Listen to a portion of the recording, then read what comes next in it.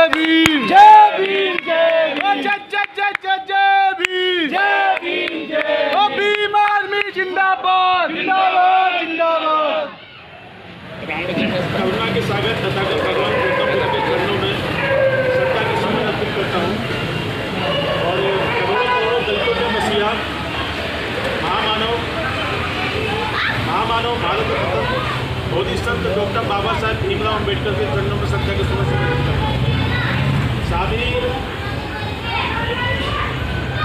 बहुजन के नायक बहुजन जनक साहब काशीराम प्रसाद के चरणों में श्रद्धा के सुमन समर्पित करता हूँ और बहुजन समाज के सभी जन्म गुरुओं को उनको नमन करता हूँ, उनके श्रद्धा सुमन समर्पित करता हूँ और साथ ही मेरे बड़े भाई जो मंच में विराजमान है साथ ही उनको क्रांतिकारी जय भी बोलता हूँ और उनका चरण वंदन करता हूँ।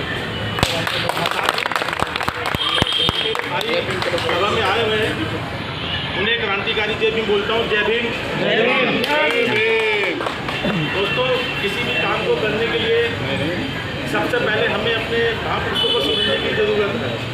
जब तक हम अपना महापुरुषों को नहीं समझेंगे हमारे महापुरुषों ने हमारे लिए किया गया है, जब तक हम किसी काम को सही तरीके से नहीं कर सकते। तो सबसे पहले सोचने और समझने की जरूरत है कि डॉक्टर बाबा साहब अम्बेडकर ने हमारे लिए क्या किया है, साहब काशीराम साहब ने हमारे लिए क्या किया है और जो भी बहुजन समाज के जो गुरु हैं उन्होंने हमारे लिए क्या किया है, पहले उनको पढ़ना और समझना बहुत जरूरी है। ठीक है, तो जो आज हमें शिक्षा का अधिकार मिला है, जो हमें कपड़े पहनने का अधिकार मिला है, जो हम अपने बच्चों को अच्छे स्कूल में पढ़ा पाते हैं, जो अपने बच्चों को हम अच्छी तरह से गाइडेंस दे पाते हैं, वो डॉक्टर बाबा साहब अम्बेडकर की देन है। उन्होंने किसी चीज़ को बर्बरी नहीं बोला है कि मुंह से बोल दिया आप राजा बन गए, उन्होंने लिख के भेजा कि आप राजा इस देश के। लेकिन क्या है, हमारे लोगों को पता नहीं है। पता क्यों नहीं है? क्योंकि उन्होंने पढ़ाई नहीं है, उन्होंने संविधान कभी नहीं पढ़ा, उन्होंने बाबा साहब की कभी जीवनी नहीं पढ़ी। लेकिन जब बाबा साहब की जीवनी पढ़ेंगे और संविधान पढ़ेंगे तो हमको अपना हक और अधिकार के बारे में पता चलेगा। जब हमें अपना हक और अधिकार के बारे में पता चलेगा तो हमें किसी से मांगने की जरूरत नहीं है, हमें उसको छीन लेना है। हमें उसको छीनना है, हमें छीनने की जरूरत है। क्योंकि काफ़ी सालों से धीमे धीमे हम यहाँ तक आ गए, लेकिन कई लोगों को हमें बाबा साहब के बारे में पता ही। जब बाबा साहब को हम जान जाएंगे दिल से और तन से और धन से मन से, तो हमें लगेगा कि वो फोटो में एक चश्मा पहना हुआ एक व्यक्ति, नीला कोट पहने हुए, टाई लगाए हुए इंसान, उस टाइम में जब धोती कुर्ता पहनते थे बड़े बड़े नेता, तो तब हमारे बाबा साहब फोटो पैंट पर घूमते थे, टाई लगा। जिनको स्कूल में नहीं पढ़ने दिया करते थे, क्यों पढ़ने दिया करते थे? शेड्यूल कास्ट, शूद्र, जो शास्त्रों में जो नाम दिया जाता है वो शूद्र दिया जाता है, और बाकी जो हम लोग जानते हैं शेड्यूल कास्ट के हिसाब से जाने जाते हैं, हम जो जाते थे। तो जिस व्यक्ति को स्कूल में प्रवेश नहीं करने दिया, जिसको स्कूल में जाने से रोका गया, क्या उन्होंने भी नहीं सोचा होगा कि आज ये बेटा क्या करके जाएगा? उन्होंने कभी भी अपनी जो उनके साथ हुआ उससे कभी घबराए नहीं, उनसे कभी परेशान नहीं हुआ। अगर जब उनको परेशान किया गया तो उससे उनको मजबूती मिली। जब किसी को जब दर्द होता है ना, तो दर्द का एहसास होता है, तो वही आदमी उस दासों को खत्म कर सकता है। तो हमारी जो समाज की पीड़ा थी, हमारे डॉक्टर बाबा साहब अम्बेडकर को पता था कि मेरे समाज में हो क्या रहा है। तो उन्होंने जो शिक्षा की तो उन्होंने अपने समाज को दिया। कारण क्या था कि आज के टाइम में अपने बच्चों को कहते हैं कि बेटा स्कूल चला जा, वो कहता नहीं जा रहा मैं। तो जब वो कहता है तो उसके पिताजी क्या कहते हैं, बड़े लोग हैं तो किसी को दे नहीं दोगे, बड़े लोग तो किसी को दे नहीं दोगे, आपके काम आएगा। यही होता है, हर आदमी जानता है कि शिक्षा पढ़ने तो मेरे काम आएगी। लेकिन डॉक्टर अम्बेडकर साहब ने खुद पढ़ के हम लोगों को शिक्षा दान दी है, हम लोगों को शिक्षा दान दी है। तब हमारे बच्चे यहाँ पे आज पढ़ते हैं, लिखते हैं, समझते हैं बात को। आज जो मोबाइल भी चला देने सब डॉक्टर बाबा साहब अम्बेडकर की देन। लेकिन कारण क्या है, आज हमने अपने बच्चों को कोई छोटी छोटी पबजियों को घुमा दिया। वो तो छोटा भीम देखेंगे टीवी पे, लेकिन बाबा साहब के नाटक नहीं देखेंगे, बाबा साहब की जीवनी नहीं पढ़ाएंगे। बच्चे में कोई कमी नहीं है, कमी हमारे में। हमने अपने बच्चों को नहीं पढ़ाया, हमने अपने बच्चों को नहीं समझाया, शिक्षित नहीं बनाया। तो बाबा साहब के 3 मंत्र थे, शिक्षित बनो, संगठित रहो, संघर्ष करो। ये 3 मंत्र डॉक्टर बाबा साहब अम्बेडकर जी थे। हमें इन तीनों बातों का अमल करना, ठीक है।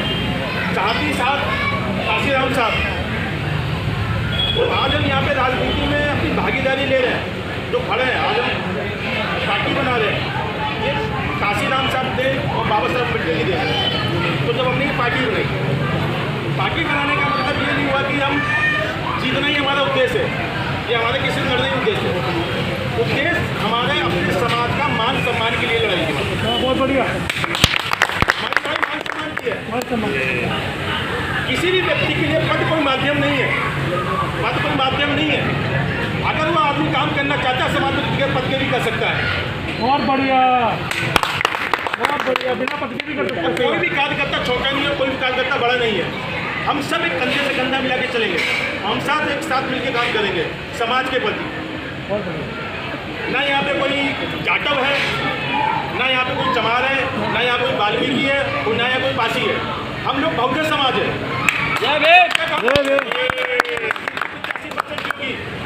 अगर हम जातियों में बचे रहेंगे तो हमारी गिनती नहीं होगी। हमें 6700 कुछ जातियों में बांट दिया गया। क्यों? क्योंकि हम जाति में बचे। वो वाल्मीकि है, वो पासी हो, मेहता है, वो चमार है, वो वाल्मीकि हो, हमें ऐसे कहा जाता है। लेकिन बाबा साहब, काशीराम साहब, किसी महापुरुषों ने कभी भी जाति का आंदोलन नहीं चलाया। जिन्होंने भी चलाया उन्होंने बहुजन समाज का आंदोलन चलाया, तब जाके हम यहाँ तक इकट्ठा हुए हैं। तो हमें कोशिश करनी है कि ज़्यादा से ज़्यादा हमें अपने दलित समाज में कम से कम रोटी और बेटी का नाता जोड़ना चाहिए। बहुत बढ़िया। जब तक हमारे आपस में रोटी और बेटी का नाता नहीं जुड़ेगा, जब तक हम आप एक दूसरे को नहीं समझ सकते। कई लोग तो आपस में दुश्मन हमारा मनवादी नहीं है, कई तौर पर दुश्मन हमारे लोग अपने भी है। ठीक है, कई लोग हमारे भी अपने दुश्मन है। क्यों? क्योंकि हमारे भी भेद है। हम जो एक जाटव की शादी एक वाल्मीकि से नहीं होती, एक वाल्मीकि की शादी एक जाटव से नहीं होती, पासी की शादी चमार से नहीं होती, तो क्या करते हैं हम? ये मनवादियों को बढ़ावा दे रहे हैं। हम मनवादियों को ही काम कर रहे हैं। जब तक हम जाति बचे रहेंगे, मनवादी हमसे बहुत मजबूत होता जाएगा, वो बढ़ता जाएगा। और हम क्या करते रहेंगे? सिर्फ मीटिंग। क्योंकि हमें सबसे पहले जाति खत्म करनी है, और जिस दिन जाति खत्म हो गई उस दिन हम यहाँ पे प्रधानमंत्री भी होगा, राष्ट्रपति भी होगा, हमारी आर्मी भी होगी। सबको एक समझना भाई, सबको एक समान। अच्छी बात। और मेरे कुछ उन भाइयों के लिए भी ये शब्द है कि जो लोग कहते हैं कि भैया मेरे पास मीटिंग में जाने के लिए समय नहीं है, मैं रोज सुबह काम पे जाता हूँ, शाम को आता हूँ, मेरी मजबूरी है। बहुत अच्छी बात है, आप अपने घर का समय घर में बिताते हैं, आप अपने बच्चे के लिए जिम्मेदार माँ बाप हैं, आपको नहीं, अच्छी बात है। बट काशीराम साहब के सामने यही बात आई एक बार कि किसी व्यक्ति ने बोला कि मेरे पास समय नहीं है, मैं नहीं आ पाऊँगा।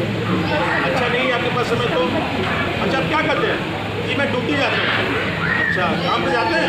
किस रास्ते से जाते हैं आप? जी मैं 13 नंबर से जाता हूँ। जी मैं चांद सिनेमा के सामने से जाता हूँ। अच्छा ठीक है। तो जो चांद सिनेमा पे जो मोची बैठा है ना, जो मोची बैठा है वो अपना ही आदमी है, वो अपना ही आदमी है। जब आप उस रास्ते से निकल के जाइएगा तो जय भीम बोल के जाइएगा। बहुत बढ़िया। आपका खाली काम इतना है कि आप रास्ते जाइए, अपने आदमी को देख लीजिए, ये जय भीम। बहुत बढ़िया। आपका खाली इतना काम है। अगर आप जय भीम भी नहीं कर सकते तो मैं मानता हूँ कि आपने बाबा साहब अम्बेडकर का नमक खाकर अपने नमक हरामी किए समाज से।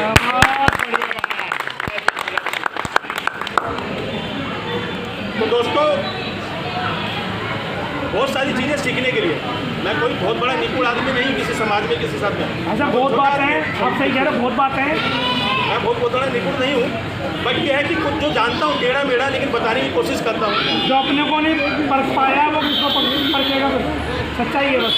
तो साथी है दोस्त, हमें लोगों को अपना इतिहास जानने की ज़रूरत है। जब तक हम अपना इतिहास नहीं जानेंगे, जब तक हम इतिहास बदल नहीं पाएंगे। तो इतिहास तभी बदलोगे जब आप अपना इतिहास जानोगे। इतिहास जानने के लिए हमें डॉक्टर बाबा साहब की जीवनी पढ़नी है, बाबा साहब के बारे में जानने की जरूरत है, और साहब काशीराम साहब के बारे में जानने की जरूरत है। एक बार काशीराम साहब एक सभा में थे, तो सभा कर रहे थे वो। तो जैसे कभी देखा होगा, कभी घर में कोई भी होते थे, बड़े बुजुर्ग होते हैं, तो कभी बनियान में छेद है, कभी कच्चे में छेद होता था। तो बाबा साहब क्या करते थे, जब वहाँ पे उनकी सभा चल रही थी और उनको टेंट गाड़ देते थे, काशीराम साहब जब वहाँ पे टेंट का आयोजन करो, खुद अपने ही प्रोग्राम में खुद ही अपना टेंट लगा देते हो खड़े होकर। तो एक व्यक्ति वहाँ आया, वो कहता है कि भाई साहब इस कार्यक्रम का करने वाला कौन व्यक्ति है, उनसे थोड़ा मिलना है। तो उन्होंने कहा कि भैया बताओ क्या काम है। तो उन्होंने कहते नहीं, उनसे मिलना है हमें जो ये कार्यक्रम को कर रहे हैं। तो उन्होंने क्या करा, ठीक है, वो गए अंदर, हाथ पे धोया, कपड़े पहन के दोबारा गया, ये बोलिए मैं ही काशीराम साहब हूँ। वो काशीराम को ढूंढने आए थे, और काशीराम साहब को देखते हुए कि एक ऐसा व्यक्ति जो खुद ही अपने मंच के लिए पूरे प्रोग्राम करता है, अपने हाथों से टेंट लगा रहा है, वो महान आदमी कितना बड़ा होगा जो साहब काशीराम साहब। तो एक समाज का सेवक था, उसमें से उसने देखा कि काशीराम साहब की बनियान में छेद हो रखा है, कच्छे में छेद हो रखा है। तो उन्होंने क्या करा, वहाँ से वो कपड़े उठा के अपने पास रख लिए, वहाँ पे नए कपड़े कच्चे बनाने लगे रखे। तो जब काशीराम साहब नहाने के लिए तैयार हुए, उस कपड़े घूमने गए, तो उनके वहाँ कपड़े थे नहीं। तो सब काशीराम साहब गुस्से में न हुए कि किसकी बदतमीजी, मेरे कपड़े यहाँ से उठा के लेके चले गए। तो उसको बुलाया गया कि साहब मैंने रखे ये नए कपड़े। अरे क्यों रखे आपने ये नए कपड़े? कह रहे सर आपके कपड़े में छेद था, इसलिए मैंने वो कपड़े बदल के नए कपड़े रख दिए हैं। तो अब काशीराम साहब ने उसे बुलाया आराम से, कह सुन, मैं जो कपड़े पहनता हूँ, अंडर बनियान जो बनियान पहनता हूँ, मैं कपड़े का अंदर पहनता हूँ, पैंट के नीचे पहनता हूँ, कमीज के नीचे पहनता हूँ, ये मेरे नीचे देख लिया है, लेकिन जो आज मेरे समाज की फटी हालत है उसको भी मैं देख रहा हूँ। जो फटी हालत भी है समाज की, तो मेरे समाज के कपड़े जो फटे हुए हैं मैं उसको देख रहा हूँ, मैं अपने कपड़े फटे हुए नहीं देख रहा हूँ। तो दोस्तों, हमें साहब काशीराम साहब से, डॉक्टर बाबा साहब अम्बेडकर से बहुत कुछ सीखने की जरूरत है। और साथ ही हमारी भीम आर्मी का जो 6ठा स्थापना दिवस है, तो उस चीज़ के लिए चंद्रशेखर भाई के लिए भी मैं बहुत बहुत धन्यवाद कहूँगा। कोई यूँ ही चंद्रशेखर नहीं बन जाता दोस्तों, चंद्रशेखर बनने के लिए केस भी लगवाने पड़ते हैं। बहुत बढ़िया, बहुत तालियां भी लगवाने पड़ता है। और बहुत बढ़िया है ना कि किसी ने इस पार्टी को बनाया है, किसी के पैसे से बनाया है, तो मैं कहता हूँ आप रसगुल्ला बनवा लो, तालियां तालियां। रसगुल्ला लगवा पार्टी आप बनवा लो, क्या दिक्कत है? जेल की कंडीशन क्या होती है हमने भी जाना है, समाज के लिए लड़ाया तो हमने भी लड़ाया है जेल। मुझे पता है कि रात कितनी महीनों बराबर होती है, लेकिन जो चंद्रशेखर भाई गए हैं वो अपने लिए नहीं गए, तो समाज के लिए गए थे। तो दोस्तों, हमें इतना पहले ध्यान रखना कि हमें आपस में जातिवाद खत्म करना सबसे पहले, ठीक है? तालियां। जय भारत, जय जय जय जय जय भीम, जय भीम, जय जय जय जय जय भीम, जय भीम, जय भीम। भाई साहब बहुत अच्छा बोले आप। हमारे बीच गौरव उज्जवल राय जी आए, जो मास के अध्यक्ष हिंदू बनी है, वो अपनी कुछ संवाद रखते हैं।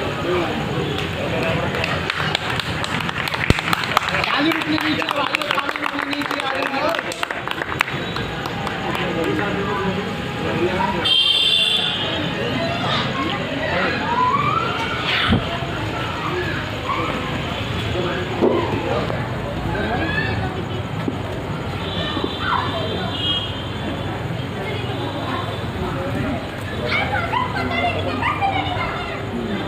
वैसे हमारे पार्टी ने बनाई गई है,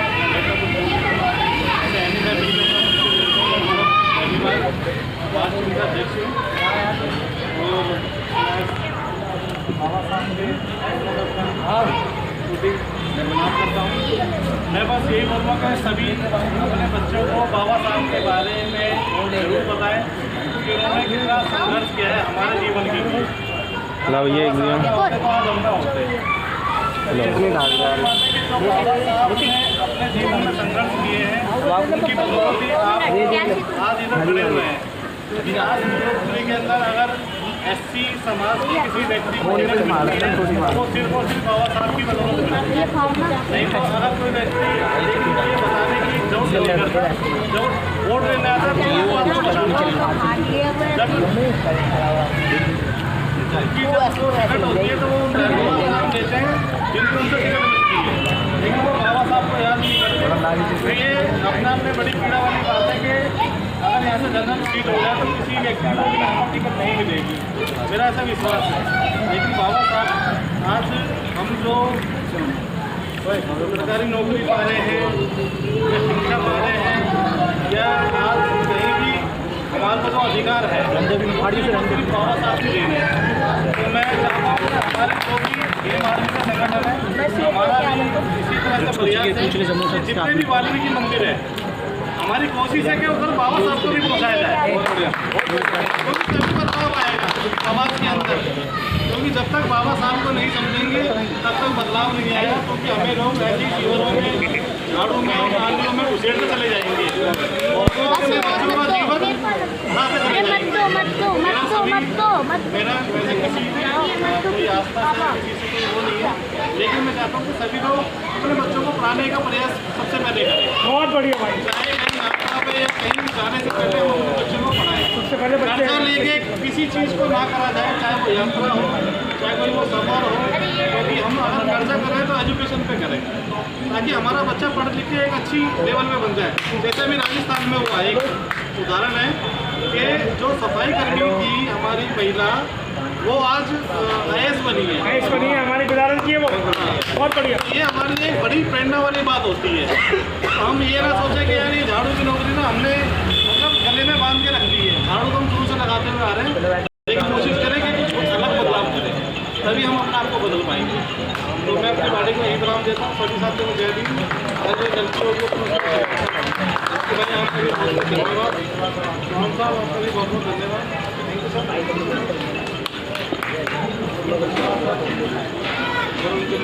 अब जैसे कि देखते हैं कि हमारे जो कुछ एक अजहर भाई हैं जो अपने कुछ 2 शब्द रखेंगे यहाँ पे।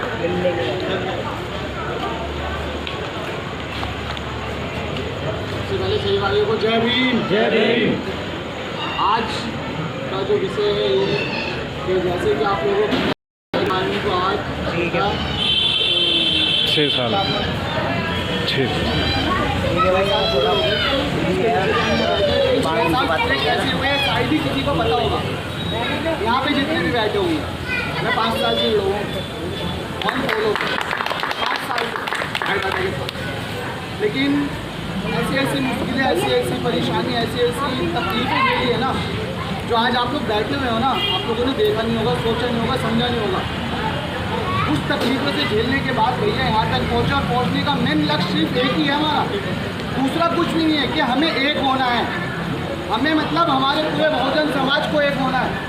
खास करके यहाँ पे बैठे हमारे जितने भी युवा साथी उनसे कहना चाहूँगा कि भैया ने जितनी मुसीबतें झेली है, चाहे भैया हो चाहे हिमांशु भैया हो, हिमांशु भैया के साथ एक लोग रहते थे, आज भी बहुत कम लोग जानते हैं। 4 साल पहले की मृत्यु हो गई थी यूपी के चंदोसी गाँव में, उनको गोली मार दिया गया था। हिमांशु भैया के बहुत अच्छे दोस्त भी रहे, उनकी डेथ हो गई थी। तो मैं कोशिश करूँगा कि हम ना थोड़ा सा ट्विटर में भी घुसे और भीम आर्मी के 6 साल पहले क्या करते थे इसकी जानकारी भी हासिल करें, जिससे हमें ये समझ में आएगा कि भीम आर्मी कहाँ और किस किस लेवल पे काम करेगी। ऐसा नहीं कि भीम आर्मी सिर्फ अपने समाजों के लिए काम करे या फिर किसी और समाज के लिए। खास करके हमारे समाज वाले ये कहते हैं कि ये पार्टी सिर्फ अपने समाजों का आधा बढ़ाने के बाद तुम्हें पीछे छोड़ दी जाएगी। मैं उनसे कहता हूँ, उनकी आँखों में आँखें डाल के कहता हूँ कि जब NRC हो या फिर कोई से ही बड़ी से बड़े मुद्दे हो, खास करके आपका देखो बहुत ही बड़ी बात होती है कि देश के अंदर में एक बैंक के साथ ऐसा होता है, पूरी मीडिया पूरी न्यूज़ मतलब ऐसे हलचल मच गई थी, लेकिन किसी ने उस बहन के हाथ पे बात करने के लिए कोई भी आवाज़ नहीं उठाया था। आवाज़ किसने उठाया था? वो चंद्रशेखर भाई थे, वो विनय रतन भाई थे, इसके अलावा कोई नहीं थे। लेकिन फिर भी ऐसे हालात देखा मैंने देश होगा और आज भी देख रहा हूँ। जब NRC भी हुआ, जब भैया हमारे साथ खड़े थे तो भैया के ऊपर बहुत सारे ऐसे इलेक्शन लगाए कि इन्होंने अब मुस्लिम को भी अपने तरफ खींचना स्टार्ट कर दिए, मुस्लिमों को भटकाने स्टार्ट किए। ये हर पार्टी कहती है भैया के लिए, लेकिन हमें सोचना और समझना है कि विनय रतन भाई सिर्फ हमारे लिए नहीं पूरे बहुजन के लिए खड़े हैं। चंद्रशेखर भाई सिर्फ हमारे लिए नहीं पूरे बहुजन समाज के लिए खड़े हैं। वो एक के लिए नहीं, हर एक भारतीय के लिए आवाज़ बन रहे हैं। और आने वाले टाइम पे भीम आर्मी और आज़ाद समाज पार्टी इस देश का इतिहास बदलने जा रहा है। बस मैं आप लोगों के बीच में यही बात करूँगा। जय भीम। धन्यवाद, बहुत बहुत अच्छा लगा। चाहूँगा अगर कोई मेरा भाई जो समझना चाहे तो आगे रख सकता है।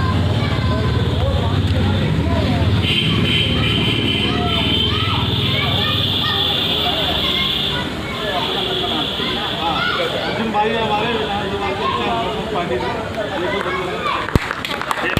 जय भीम। तो खातिर मैं आप सभी से मैं देता हूँ कि छठा जो स्थापना दिवस भीम आर्मी का है आज, उसकी बहुत बहुत नए दिन से शुभकामनाएं आप सभी को। एक चीज़ बड़ी मैं बैठा बैठा कमी से महसूस हो रही है कि अब बैठे 20 से 25-30 लोग हैं, मगर ये एक एक आदमी 100 के बराबर है।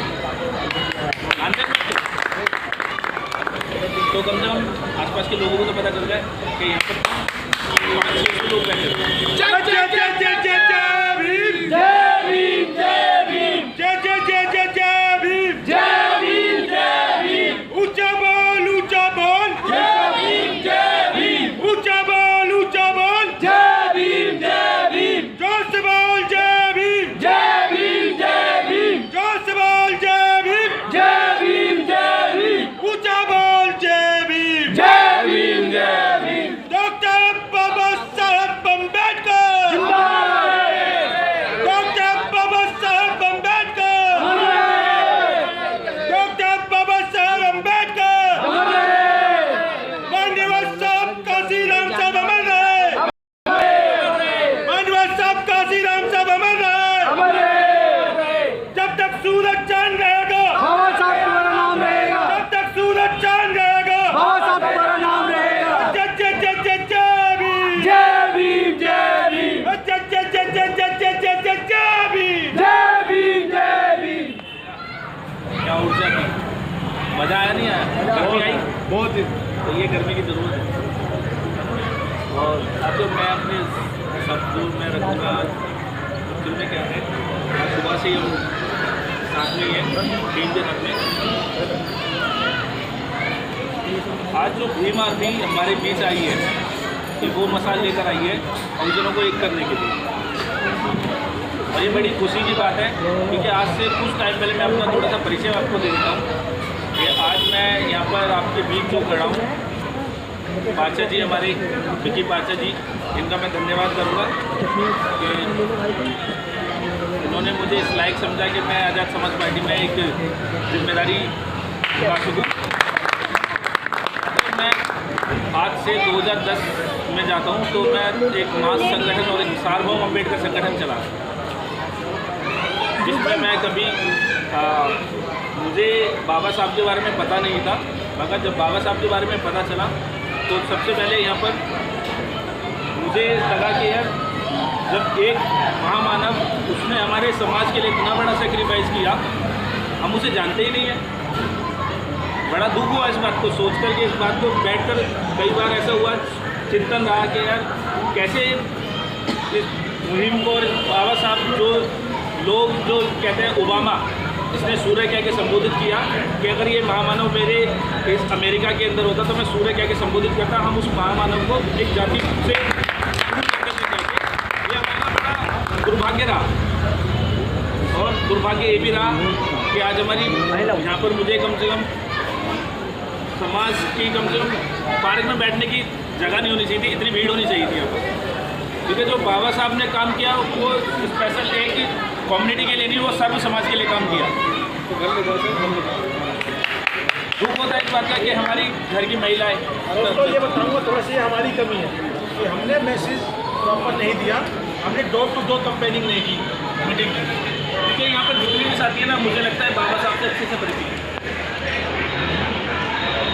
तो साथी मैं बता रहा था कि जब मैंने इस मुहिम में कदम रखा तो मुझे बड़ा प्राउड फील हुआ।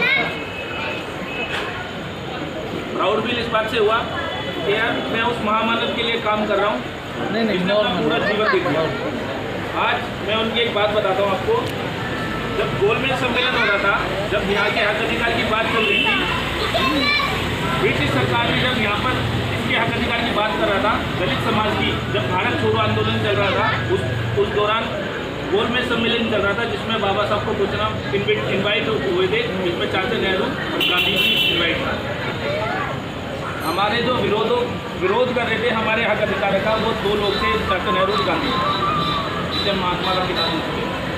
ये उसको हमने दिया है, बाकी में से नहीं मिला उसको। उस महामानव ने पहले आपको पता है हवाई जहाज में हुआ करते थे, पानी के शिप से जाया करते थे। उस महामानव को जब अपना एक इनवाइट आया गोलमेज सम्मेलन के अंदर, तो उसका जाना बड़ा ज़रूरी हो गया, क्योंकि उन्हें लगा कि वहाँ तो हक अधिकार की बात होगी, मैं नहीं पहुँचा तो वहाँ मेरे जितने भी दलित समाज, शोषित समाज के लोग हैं, उनके हक अधिकार मारे जाएंगे। मगर देखो उस दौरान का समय, उनका एक बड़ा प्यारा बेटा था राजरतन, उसकी मृत्यु हो गई। उनके घर में लाश उनके बेटे की, सबसे प्यारा बेटा था उनका, वो उसको गुलाम कर दो लंदन गोलमेज सम्मेलन में जाने की तैयारी कर रहे थे। उनके भाई उनके पास कफन के पैसे नहीं थे, वो आई और पूछते कि भीमा आप कहाँ जा रहे हो, या तो आपके बेटा जो सबसे प्यारा था वो हमें छोड़कर चला गया। तो उन्होंने उनका जवाब पता क्या था, सोच सकते हो आप क्या था, कि आज एक मेरा एक बेटा मरा है, अगर आज इसके लिए मैं रुक गया ना तो आज वो गांधी पार्टी ना मेरे करोड़ों रुपये की हत्या करती। 1 महीना लगता था उसका तो मतलब पहले पहुँचने में। तो ऐसे थे बाबा साहब। आज मैं अपने आप से बताता हूँ, आज मेरी बेटी की तबीयत खराब हो जाए, मैं किसी का नाम नहीं लूँगा, मेरी बेटी की तबीयत खराब हो जाएगी, मैं सभा छोड़ दूँगा, मैं सभा छोड़ दूँगा। मगर ये बड़ी दुख का विषय है कि हमें अपने लोगों को बहुत तेज़ी से जगाना पड़ेगा, क्योंकि आज पाचा जी का मैं धन्यवाद करता हूँ जो आज भीम आर्मी जैसे संगठन यहाँ पर त्रिलोकपुरी क्षेत्र में,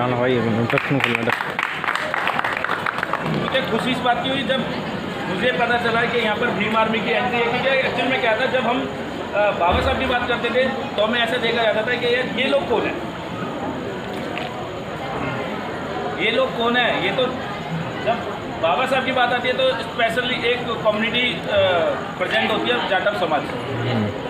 मगर ये उनको बताना था, उनको दिखाना था कि यार ये जाटव समाज के नहीं, जाटव समाज भी हमारा परिवार है, और ये उस संत समाज के मसीहा है जिसमें 6743 जाति आती है। तो जब काम इसमें करना शुरू करा तो जब मुझे समझ आ गया कि अब तो मुझे पूरा जीवन इस बाबा साहब को दे देना है, क्योंकि इस महामानव ने जो हमारे लिए क्या है ना, हम अपने खाल के जूते भी पहनेंगे ना तो मुझे लगता है हम रेड़े नहीं उतार पाएंगे। और आज जो माननीय काशीराम जी है, काशीराम जी की जो मैं कहानियाँ और चीज़ें सुनता हूँ तो बड़ा प्राउड फील होता है कि यार एक वो महामानव था जो एक पार्टी हमारे समाज को दे गया, बीएसपी पार्टी दे गया, वो साइकिल डोर टू डोर लोगों को जाके जगाया। आज उनके कारवा ऐसा चल गया कि लोग बाबा साहब को बहुत अच्छे से घर घर पूरे उत्तर प्रदेश के अंदर जानने लगे। मगर मैं धन्यवाद उनका भी करूँगा कि मान्यवर काशीराम जी को बाबा साहब किन्होंने बताया था, आपको पता है क्या? मान्यवर काशीराम जी को बताने वाले जो थे वो दीनाबाना सिंह जी थे। तो हमें यहाँ पर क्या हमारी जो नैतिकता बनती है, हमारी जिम्मेदारी जो बनती है, आज हमने भीम आर्मी और एसपी जो ज्वाइन करी है, तो हमारी नैतिक जिम्मेदारी है हम अपने सर्व समाज को उन सेक्रीफाइस वीरों और योद्धाओं की बातें बताएंगे और उनके बारे में बताएंगे कि ताकि हमारे समाज में जो सोया हुआ समाज है उसको जागने में आसानी हो जाए। पद हमारे लिए एक तरफ है, हमारी सबकी नैतिक जिम्मेदारी है, हम सब बराबरी पर है, हम सबकी नैतिक जिम्मेदारी है प्रचार प्रसार बाबा साहब और उन महायोद्धाओं का जिनको हमारे परिवार को बताया नहीं है। हमें शुरुआत से महाभारत और बहुत सारी चीज़ें ऐसी बताई गई, मैं बोलूँगा नहीं इस पर, कि हमें गुमराह किया गया और गुमराह में ऐसे हो गए कि हम उस महामानव को भूल गए, उसको घर में जगह देना भूल गए जिसने हमारा पूरा जीवन अब हमारे लिए दे दिया। और चंद्रशेखर भाई का मैं मतलब मेरे तो आइकन है, मैं दीवाना हूँ उनका। मैं दीवाना क्यों हूँ? क्योंकि मैंने जब चंद्रशेखर भाई के बारे में सुना तो मुझे लगा यार कि पहले हमारे पास विकल्प नहीं था। मैं 8 लोग के उसमें वोट करने गया, एक मेरा दोस्त पूछता है मुझसे भाई वोट किसको दिया? मैंने भाई बीएसपी को दिया। मेरा भाई कर दिया वोट करा? मैंने भाई मैं जब तक जीता रहूँगा, जब तक मैं समाज को वोट देता रहूँगा। आज चंद्रशेखर भाई आए, उन्होंने एक मुहिम भीम आर्मी और एएसपी को जब लेकर आए ना, तो मन के अंदर इतनी खुशी हुई कि मानो कैसे लगा यार, पता नहीं इस पार्टी के लिए क्या करेंगे, और जो भी करेंगे ना धुआंधाड़ करेंगे।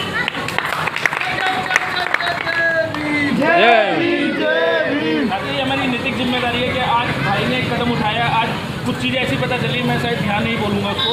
आज अम्बेडकर भवन में कुछ चीज़ें ऐसी पता चली जिसमें हमारे कोष अध्यक्ष साहब जो हमारे राष्ट्रीय लेवल पर है, और बहुत सारे लोगों ने ऐसी बातें बताई जो भाई के बारे में बताई। लगा कि यार हम तादाद में तो बहुत है, मगर अभी हमें ज़रूरत है भाई को मजबूती देने की,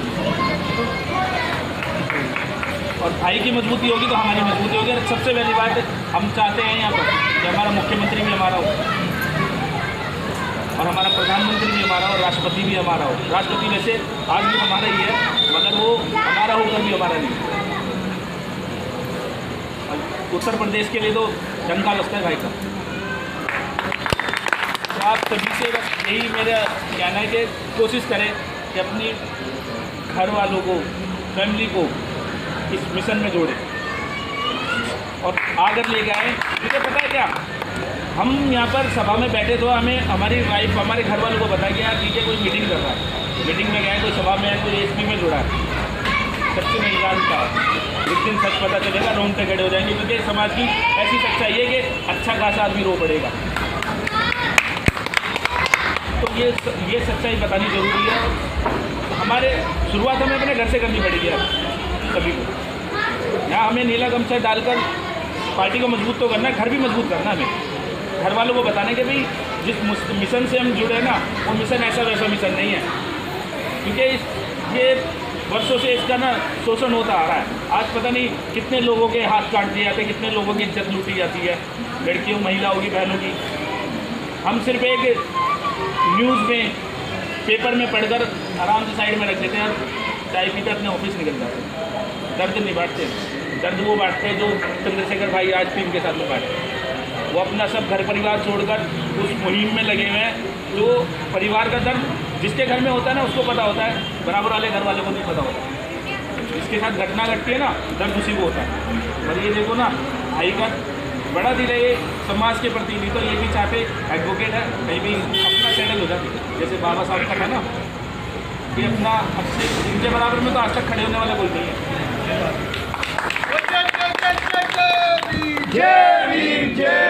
भारत रत्न विश्व रत्न कहते हैं, ये विश्व रत्न है, भारत रत्न नहीं। डॉक्टर बाबा साहब भीमराव, क्योंकि इनका जो जीवन का सेक्रीफाइस रहा ना, वो मुझे लगता है कि आज कितना भी कोई आ जाए मगर बराबरी नहीं कर पाएगा। ऐसे थे बाबा साहब।